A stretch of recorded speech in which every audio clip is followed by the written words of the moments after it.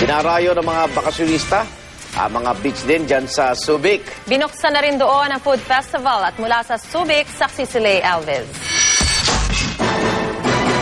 It's more fantastic in Subic. Yan ang tourism campaign ng Subic Bay Freeport. Ang mga beach sa Subic ang isa sa pangunahing dinadayo ng mga bakasyonista dito. Isa na si Daryl na naninirahan sa Germany. Dinala ang nobya sa Pilipinas para ipakita ang magandang bansang kanyang pinagmulan.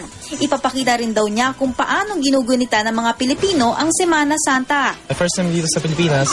Okay. So, my part is to show her the parts of the Philippines. Na-impress ba siya sa Pilipinas? Ay, sobra.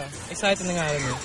Ang pamilyang Canlas naman na mula San Fernando, Pampanga, isang araw lang na magbi-beach bago bumisita sa mga simbahan. Kami ng family ko talagang kapag Holy Week, hindi naman talaga kami umaalis. More on, yun nga yung bisita, iglesia, ganon, 7 churches. And si Mama, gusto niya, parang penitensya ba? Naaaliw naman ang ilan sa mga pagbabagong nakikita nila sa Subic. Mas marami na raw magagandang pasyalan ngayon dito. Marami na develop. Maganda po yung tanawin at magandang lugar.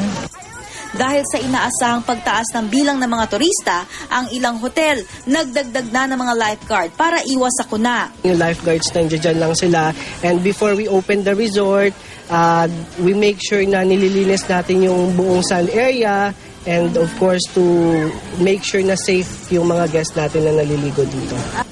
Bukas ang shopping centers hanggang Linggo. May food festival din tuwing gabi hanggang Easter Sunday. May mga bandang tutugtog pwera sa Biyernes Santo.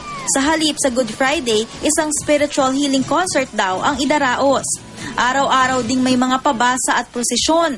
Sa kabila ng mga kasiyahan sa Subic, sinisika pa rin daw ng pamunuan ng Tourism Department ng SBMA na gawing taimtimang paggunita rito ng Semana Santa. Nakaantabay na sa iba't ibang bahagi ng Subic Freeport ang Tourist Assistance Centers.